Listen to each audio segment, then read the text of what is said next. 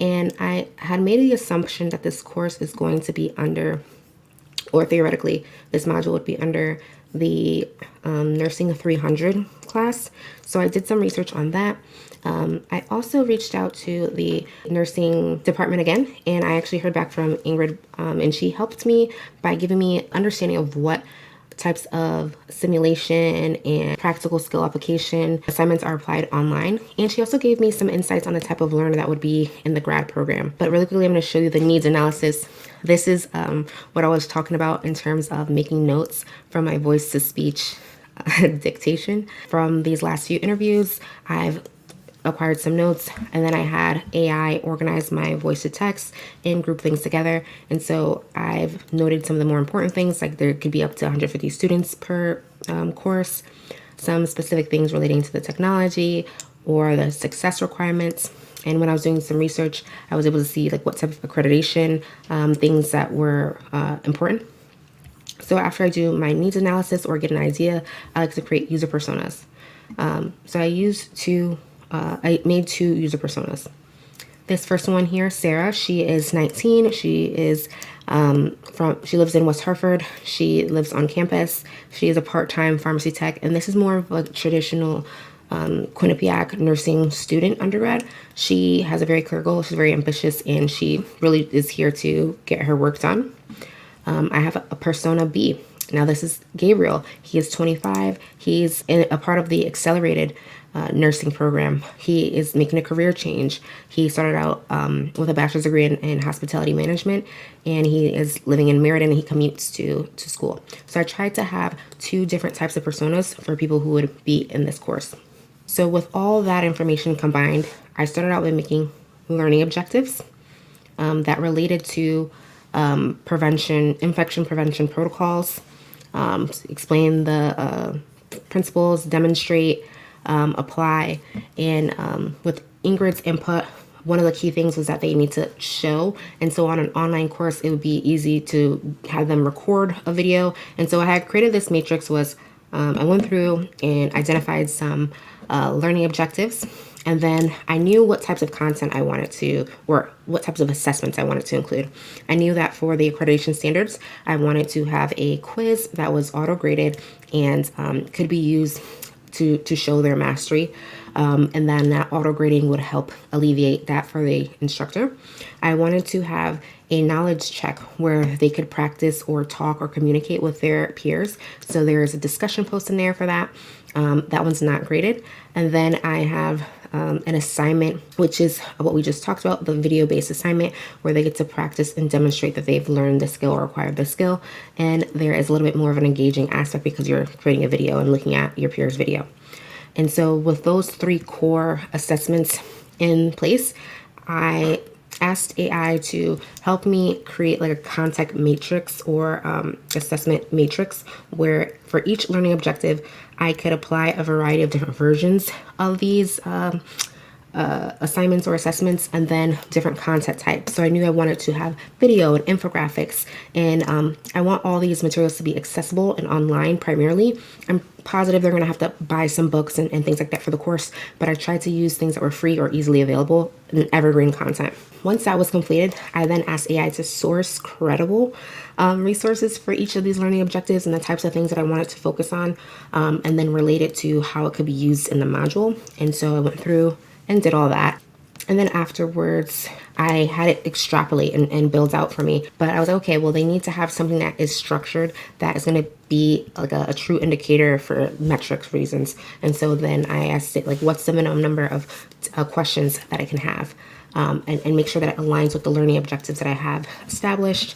And then give the students multiple options or multiple ways to engage with the material, right? So I have multiple choice, multiple answer matching, and scenario based.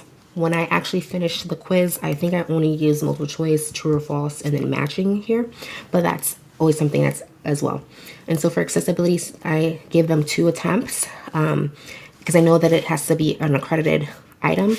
So I give them 2 attempts. There's a 30-minute time limit, and then students who have an exception can obviously extend their time. The questions are in random order, and then they can get feedback after submission. In terms of the module structure and design, I looked into resources from different institutions and from Instructure too to see how they've laid out their modules. This resource here from Missouri.edu was really helpful. I got to see a lot of different examples of how people structured their content. And this one as well from UCI, I really liked how in-depth theirs was, and they actually explained out how they use certain elements. And this was important for me because I know that the university is looking to make templates. And so my goal was to create a design that could be templified, made into a template, or simplified into a template. So when it comes to the overall structure of my module, I have it set up with the module 3, the name of the title, and the date. So my assumption is that this is a part of a larger course, Nursing 300. I have it set up here sequentially from the overview, their content, which is their learning resources and materials, a discussion post, which is a knowledge check, and it's engaging. They get to, it's very low stakes. It's just talking about what they know. Then it's going to be the video demonstration where it is showing what they know, and they also have a peer review aspect to that. This one is the quiz, the competency check to make sure that they are learning items in line with their accreditation standards and have a recorded metric.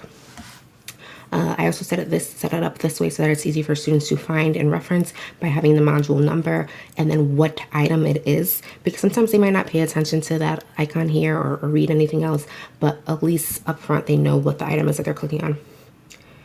All right, so let me view this as a student.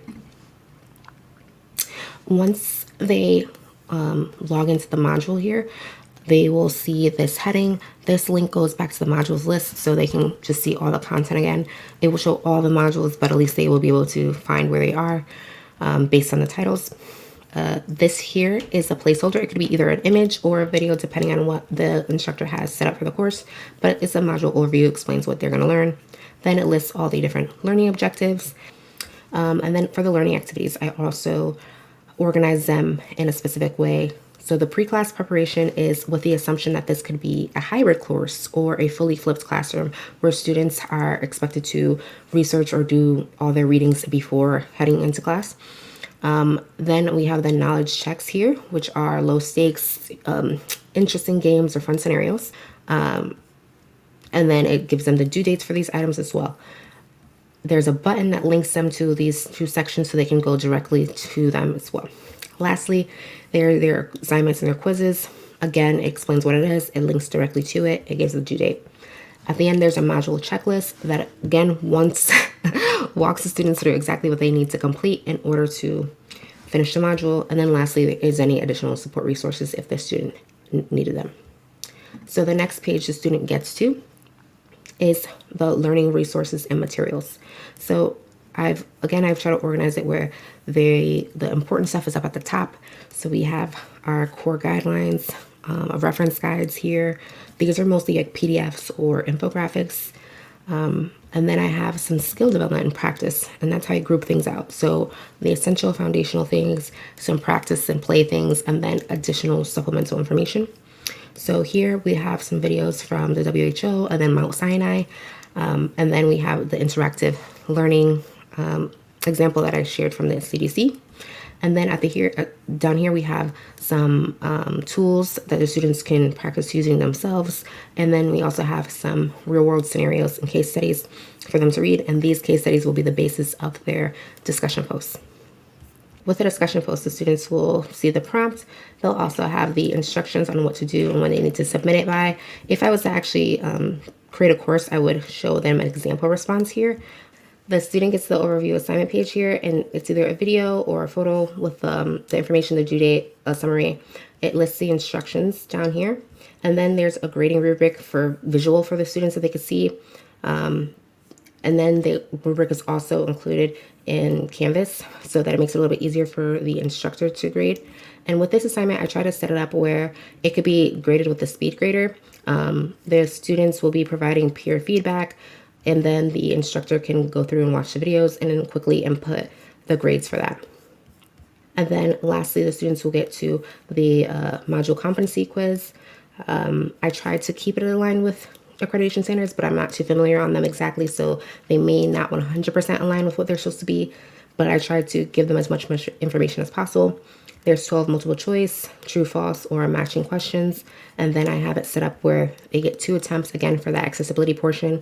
And then they get to keep the highest recorded score with a goal of 80%. I've tried to keep things very, very simple and very straightforward for this module. Minimal options, minimal things here. Of course, once there's more modules, there's going to be more information here, but I wanted it to be very sequential, easy for people to read, and then also like templated so that it can be replicated and duplicated again in the future.